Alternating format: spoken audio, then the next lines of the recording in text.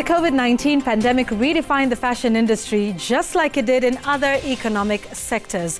However, this was aggravated by the working from home mandates, bans on social gatherings, and closure of global airspaces. But with economies reopening, certain restrictions still means that the fashion industry is yet to fully reopen. But that does not mean that the sector is waiting for a full all-clear sign to resume.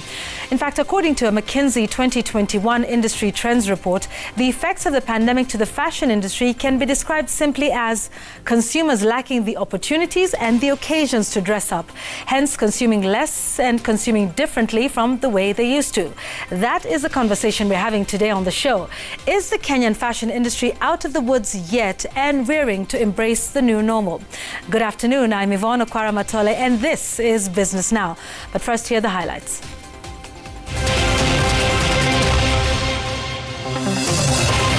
Emerging from home. How is the fashion industry coping with the post-pandemic demands? How has the pandemic changed consumer taste and preference for fashion? And in our Made in Kenya series, we focus on Ngao Feeds, a Kenyan couple manufacturing animal feed in Kiambu County.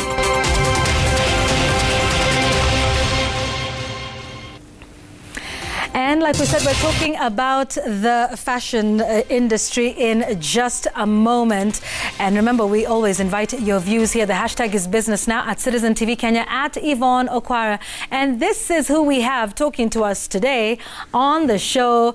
As always, we enjoy the fashion show. It's Anyango Adede. She's a fashion designer at Zanta. Adede, you definitely want to hear what she has to say, running a store right there. So Anyango will be joining us in just a moment. Also, Dianga Ochino, she's the CEO and founder of Diro Jewelers. The brand is actually called Ginene. So if you understand that, you'll be you'll be getting into that. So we'll be speaking to both of these ladies on the fashion sector and the industry on how it is going. All right, so please keep your comments coming in. We're looking forward to that. But first, let's take a look at news making headlines in the world of business this afternoon. And let's begin with property prices that are slowly continuing to recover after the COVID-19 pandemic with the construction of the Nairobi Expressway. According to the third quarter report by property advisory firm Has Consult, Upper Hill Apartments were the top performers in the suburbs at 3.1% as Runda house prices retreated by 1.3%.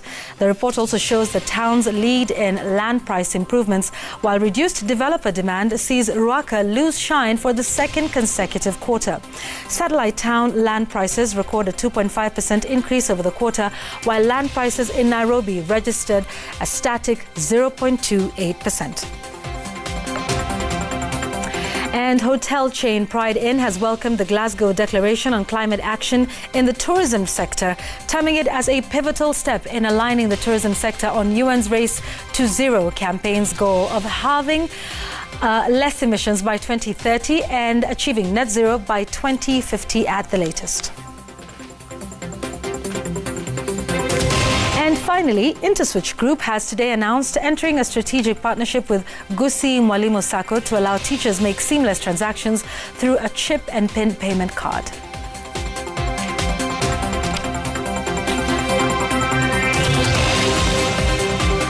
All right, so don't forget, we also have our Made in Kenya segment that's coming up a little later on in this show. But first, let's talk about the business of fashion. Now, if you remember, about a year ago, we had this discussion, taking a look at where the industry is. But it's been a year and a lot has happened throughout that time. We started to see some great improvements in reopening of the economy. So what has that year been like? We're now touching base once again with players in the fashion industry. And I'm so glad, like we showed you a little earlier, to have both with me, Anyango and Dianga. Thanks for joining us. Thank you. Anyango, let me begin with you. What has this last year been like? And we'll get to what you do in a moment. But I know you have a store that's at the Village Market here in Nairobi.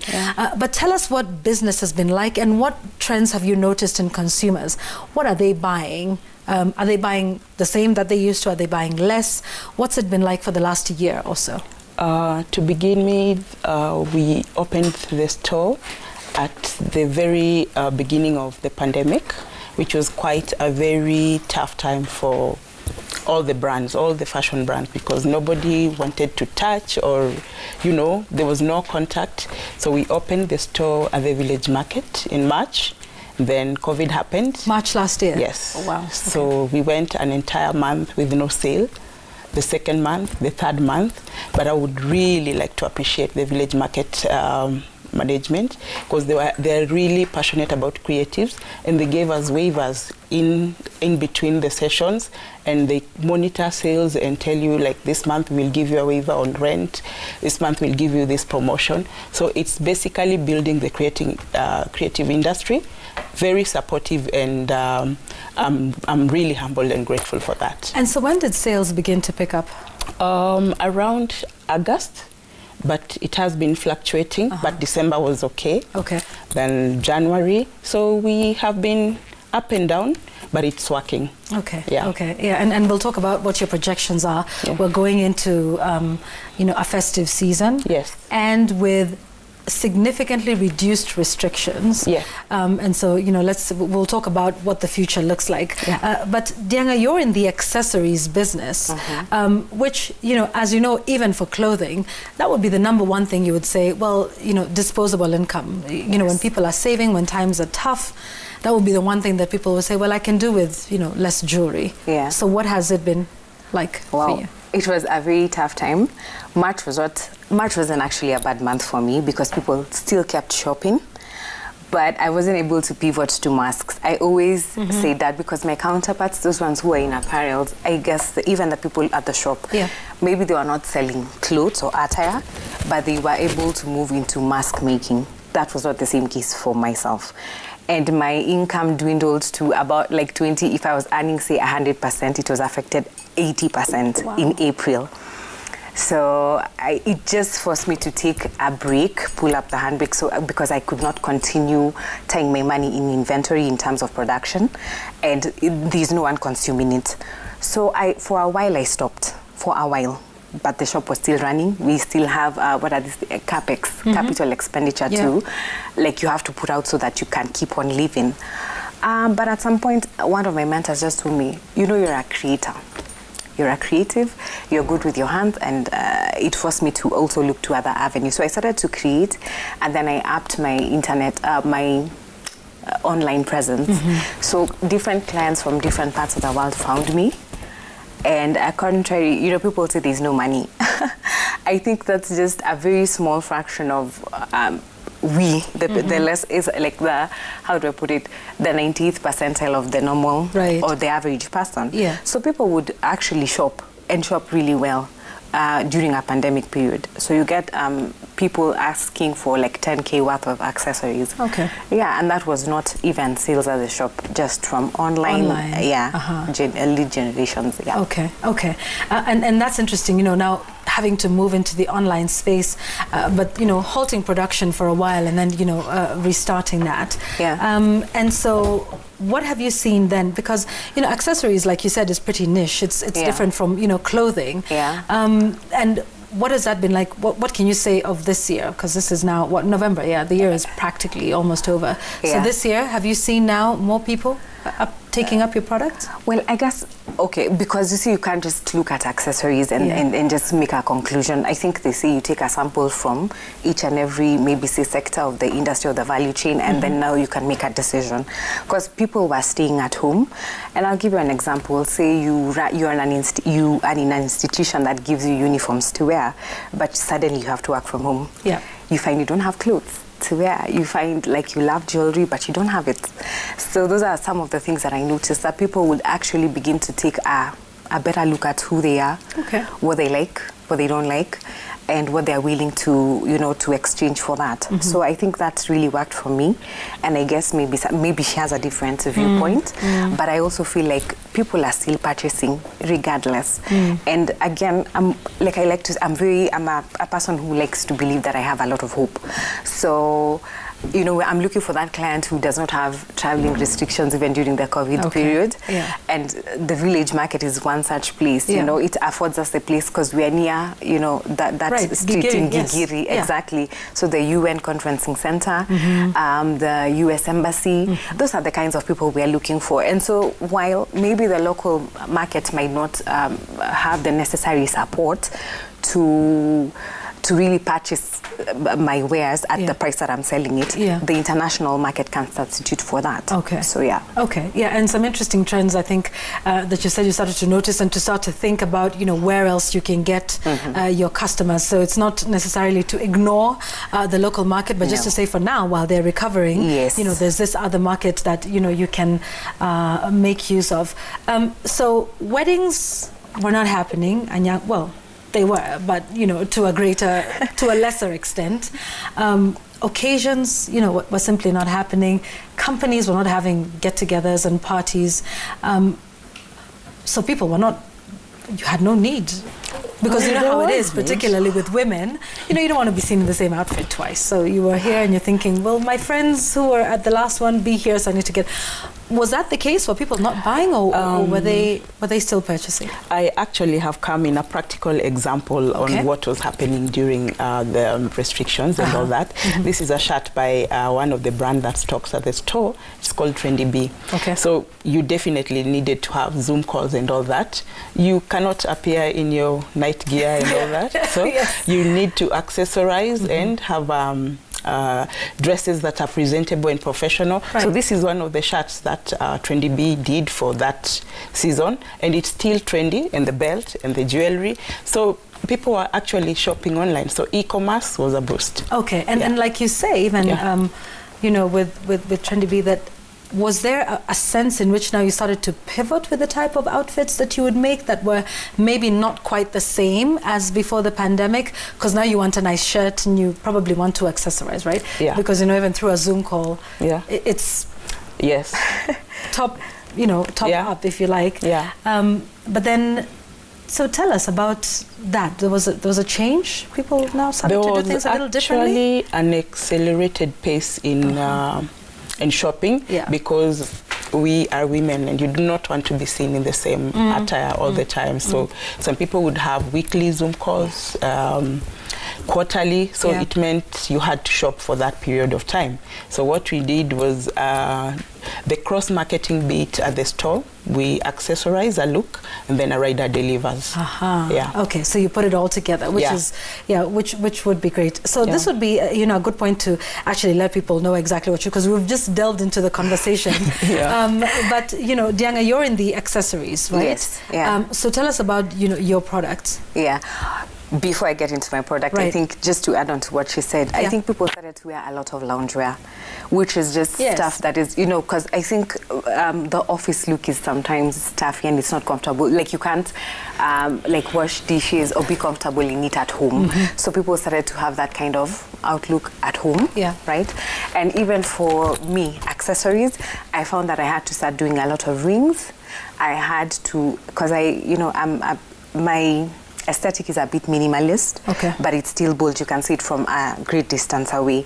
But I went minimalist just so that it's comfortable with your mask, and even a lot of arm accessories like cuffs and stuff. And that when the focus is now not on the face, but at least it can be elsewhere. Exactly. Okay, that's interesting, and some interesting lessons, I guess, you know, as we go forward. So you make accessories, obviously. So tell us about Diro. We are producers of handcrafted fashion accessories, and we work mainly with brass because it's a hypoallergenic, which means it doesn't cause allergies. It's nickel and lead free. I had to, it took a long time for me to be able to say that without you know, stuttering. But it's a lot of lessons that we learned in between. So I work in partnership with artisans from Kibera. And that's just because it's, let me not say cheap, but affordable labor. And you actually have to train them to work with your level of excellence, just so that stuff is not, you know... so you maintain a certain standard. Exactly. Because also what happens is some of these guys are also producing for international brands. And so when I discovered we are not different, and whatever I'm doing is just, I don't want to even call myself like a young player. I'm right where those guys are. It's just that our models are very different. Okay. And that's interesting. Anyango? Well, so you're a designer, but then you also, would it be correct to call you an aggregator? Because the store, and we'll talk about that, but tell me first about, you know, your work. Well, Zanta Adede is a brand that is inspired by nature. So we create African-inspired jewelry and leather handbags. We basically believe in sustainability, and it's a two-in-one situation whereby I believe in working in other brands to create fashion that is sustainable. Yeah. And this is it. So you're both in the jewelry market. Yeah. But then, and remember, I was talking to you about this. Yeah. But then you have a store. Yeah. Where you have competing brands. Yes. I mean, you've got Diro and you've got your own. Yes. And you've got many others. Yeah. Why on earth would you do that, Anyango? People would say, look, open your own store. Yeah. Sell your own products. Dianga jipange. Kila mtu mwingine, you know, you have your own store. Why would you, you know, have this store where you've got all of these brands coming together? And which type of brands do you have? Can I surprise you that I actually buy jewelry from Dianga and wear? Okay. Yes, Because, yes, we do the same. Right. Like, there's enough market for every brand. Dianga's style is totally different from mine. And by having all the brands in one space, we actually complement each other. So when I can send somebody, my client, go to the store, you'll get this. Then they reach there and Dianga staff appeal to her. And it works the same way. Yeah. And sometimes it's not what you expect. When the unpredictable situation is quite interesting because you get to learn your clientele base and your product range. Okay. Yeah. So you have, tell us about the other people that you have at the store, because it's not just accessories. We are the jewelers. Yes. And I do the bags. And then there's Mambo Pambo. There's Trendy B. And those are clothing? Those are clothing. Okay. And then there is Bishweka, and there's Kidosho. Okay. Yeah, and Peggy O. Yeah. So those are all... And then we have Oloki, which is a Ghanaian brand. I see. She stocks bags at our store. Okay. Yeah. So how does it work? Well, most of the time when we're doing social media marketing and all that, we put up looks that compile all of the brands, then sell it as a package. I see. So the idea is that if I came in for accessories, I might see an outfit that I like and get that as well, and then I might get a bag as well, and then, you know, do it all together. In one, all under one roof. And that's an interesting concept. What inspired that? Most of the time you'd get that people who are stocking for designers did not have a touch of what designers go through, and maybe they put up markups on their products that are unreasonable. So that is not what happens at our store. Every designer gets to decide on their prices. Then, I mean, you are able to provide a reasonable cost for dressing for every day look and office wear. And what's the experience been like, Diana? Okay. I think this story needs to go way back before we got into village market. Yes. I think I always saw Anyango online. And I think the internet is a fantastic tool if you learn how to use it. So we're in the natural hair community, and I think they started having these pop-ups. And I consistently would see her, you know, she's very big on social media on her personal page. So I'd see her and I'd always comment and say, gosh, I really would like to meet you, because I considered her like then she wasn't even a peer in the industry. I considered her one of my mentors. So one day I inboxed her and asked her, oh, please, I need to give me your number, and then we'll continue this conversation. From then on, we've been like sisters. You know, because we'd share booths in pop-up markets that were in fields, different, you know, just, and not because fields are bad, but that's just really where our story started. And we couldn't even, if you ask anybody who knew us from way back, they're like, gosh, you guys have really grown, because they saw us from that humble beginning to where we are now. And plus, Anyango has taught me a lot, and we share a lot of things with each other. So like sometimes I have an issue with invoicing, she'll tell me download this app. I have an issue with my images, she'll say, oh, this app has been helpful and useful to me. And you know, we'll ask each other, so what do you do when a stylist asks for XYZ? And I'll tell her, oh, this is my pricing rationale or modeling. And you know, we just, you know, we share a lot of information that I find beneficial. Okay, and then you guys now come up and, you know, you're in the store. What's the experience of being at the store in terms of having all of those brands together? How would you term it?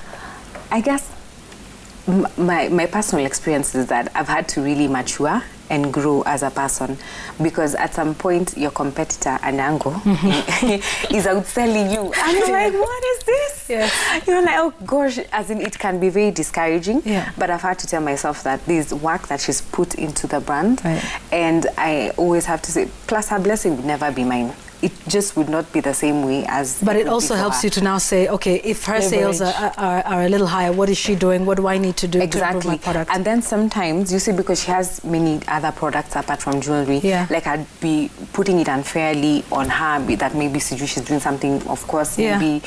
Not even unethical, but you know how you look at someone and you just feel jealous. Yeah. That's the one. I mean, maturity, adulting is difficult. But you look at and you're like, oh, it's leather products that are selling in this particular season. And so you just, what you do is you just don't rely on the shop as a sole source of income. Yeah. You actually just have to find other ways of, you know, making ends meet, and as well as pushing the store. Okay, and so managing different, I mean, creatives are by nature big personalities. Yep. You know, you live through your creations. So you're managing quite a couple of those. Like Dianga here, for instance. Well, I'll tell you for sure. They are all CEOs. Yes. And you know what happens when you're dealing with CEOs. Right. They can be very assertive. They can be provocative at times. Yep. And you need to learn a lot of patience, because it's sort of a leadership. You're in a leadership situation and you need to be on the same level with them. So we've had our highs and lows, we fight, but we never quit. So we will fight today. At the end of the day, in the morning, we will share more insights on what we need to improve. Right. So some leadership, keep going. Some leadership skills required on your part. Yes. You know, I want us to take a break right now, and when we come back, I'd like to speak about the creative sector, what it needs, what sort of support, and we'll talk about the word support, by the way, because Anyango has a thing about the word support, and you'll be hearing what that means in a moment. But what sort of infrastructure, you know, and interventions have been put in by government, by other players, by consumers, and to see, you know, where this is headed and what happens over the next couple of months. I mean, you know, is anyone planning 5 years from now? I think COVID has taught us, you know, it's every 3 months, day by day, a little bit more, you know, regarding that and where we go from here. And that word support, I'm very keen to hear what it is. Creatives here talking about the fashion industry and where it has been, and what consumers are likely to want in the next couple of days, next couple of weeks, months, and the festive season as well. This is Business Now. We're taking a break. We will be right back with the ladies here and a little bit more of your feedback as well. Stay with us.